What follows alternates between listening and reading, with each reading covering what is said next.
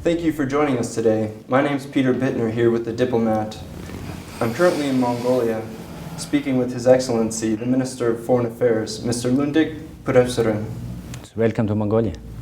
Thank you very much for your time today, Minister. I look forward to speaking with you about current events and happenings with Mongolia's foreign relations. So happy to do that.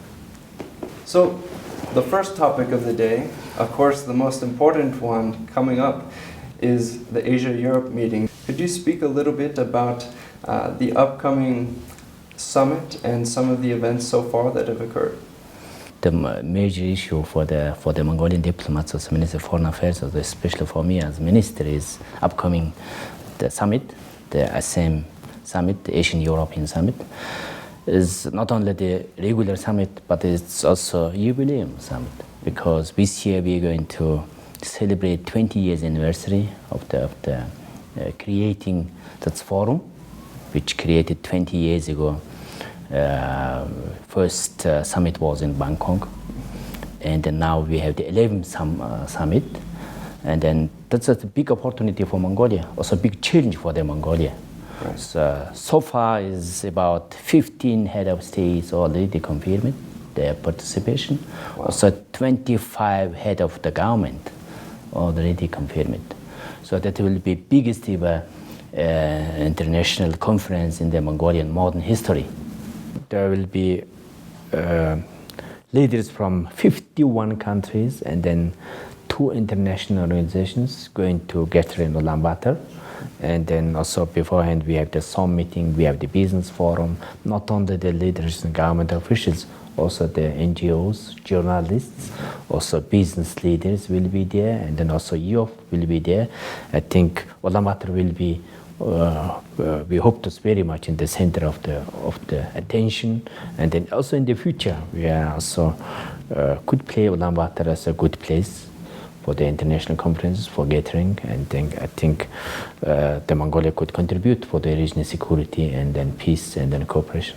So I'm sure with the biggest event in modern Mongolian history, there are some challenges that come with holding an event that big. Yes, of course.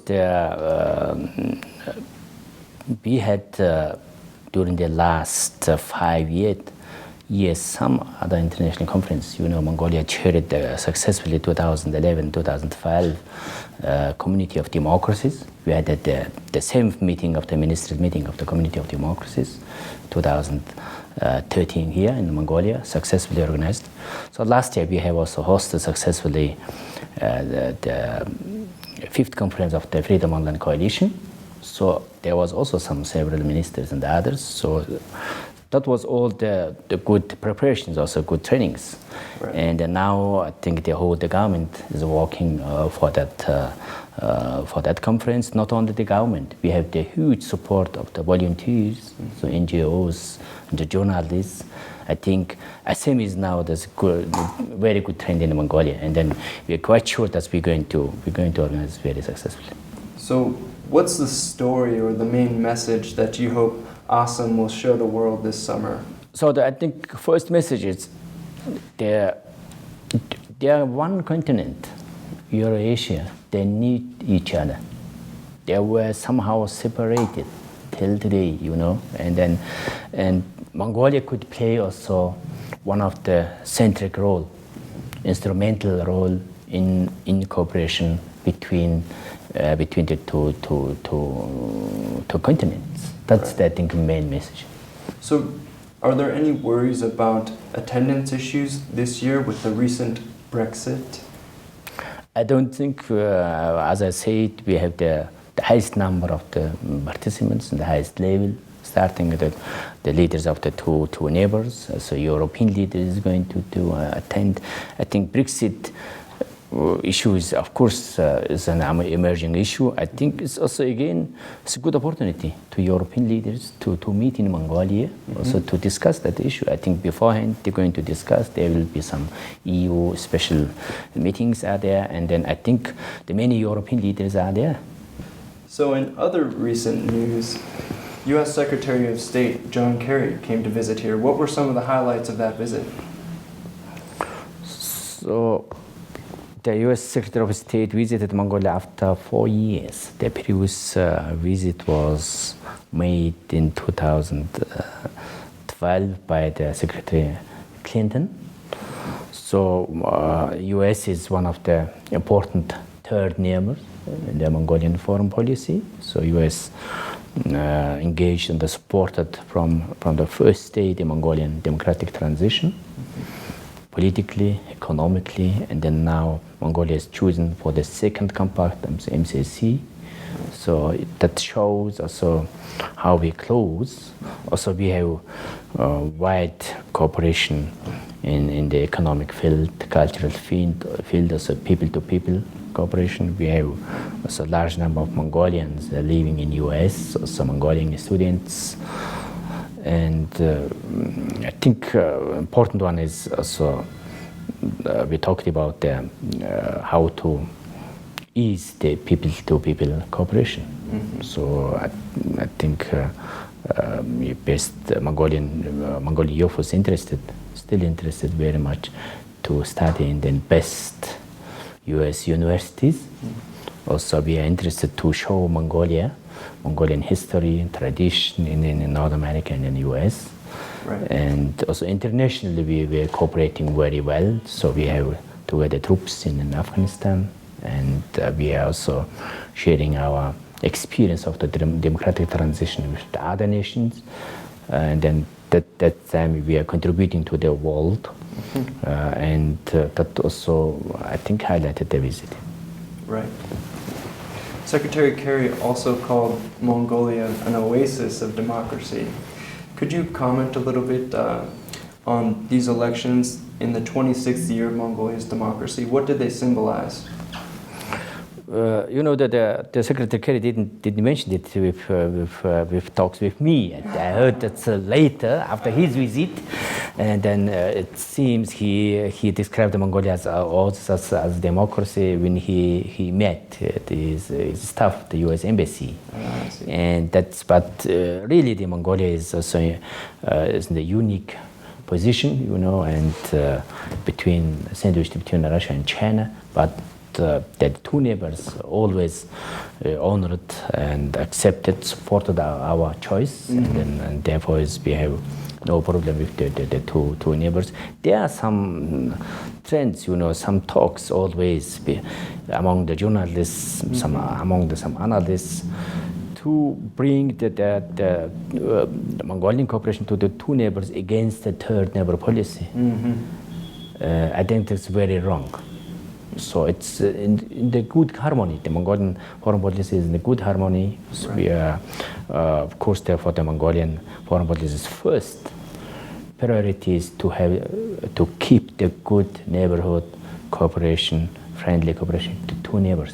So we had always had this good cooperation, and then another one is we would like to have also good cooperation with the others. So that was called the third neighbors. Right. So there are no single third neighbor. There are group of the third neighbors. Right. So U.S. is among them. And therefore, I think there was some critics, but I don't think that's the right one, and some ground for that. But generally, Mongolia is very successful on the way to the democracy and to the transition. And then I think in the region. You mentioned your recent visit to Uzbekistan with President Elbadorj. Could you speak a little bit to one of the takeaways from that meeting? Of course, the Trilateral Economic Cooperation Agreement. I'm very interested in learning more details about Mongolia's goals and hopes in that.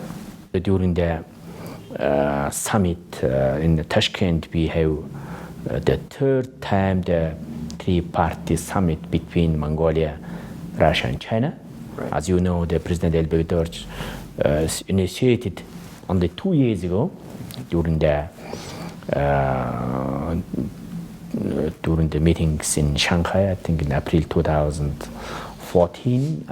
That time was the National Security and the Foreign Policy Advisor to the President, and that time when we started that initiative, I think even in Mongolia, nobody believes that it will be happening. But we have, within 2 years, successfully organized 3 summits. We have created a constant structure, mechanism for consultation for the 3 countries in the level of the Deputy Minister of Foreign Affairs.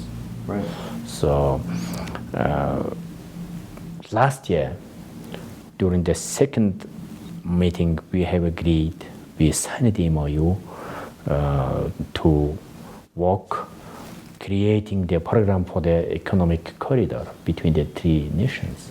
So this year, after 1 year successful, very intensive negotiations, we have clinched the program. We have signed it now in Tashkent. That will be very interesting program. So we are going to maybe, that's the mid-term project. I would say it's for the next 5-6 years. So we have agreed to work on the 32 projects. Right. It's the very concrete projects where Mongolia and the 2 neighbors involved. So it's about the economic, mostly about the infrastructure projects, because the Russia and China trade and investment increasing. So the Mongolia is between them. Right. So the many shortest routes from Russia or from China to each other crossing Mongolia. Right. So we are ready to cooperate, to contribute that cooperation as three-party cooperation. And then I think the document is public, and then you could see it at the website of the Ministry of Foreign Affairs, mfa.gov.mn. You could see it. So there are all description of the 32 projects there, and now we are going to work on that. Right. Are there any of those 32 projects which are a particular priority for Mongolia? I would say that all the 32 is priorities for the Mongolia. That's because all about the transit corridors to the Mongolia. It's about railway links. We currently have only 1 railway link through the Mongolia, through the Ulaanbaatar. So we're going to have the new links in the west, new links in the east. So it's could be also maybe some pipes through the Mongolian territory, and also some joint free trade zone in the eastern part of Mongolia, and many others. Yeah. So most important is, for that project, we have agreed we're going to invite not only the Chinese and the Russian, also Mongolian investments, money, but also third investment is possible. So exactly we have agreed that there are some, new institutes like BRICS, also Silk Road Fund, also others. Then we have agreed we going to invite the investment from the international finance organizations and others. So means ADB, World Bank, and many other the international financing institutes going to invest on that project. That's open. Thank you very much, Minister, for your time today. It's been an honor. Thank you. Thank you for your time.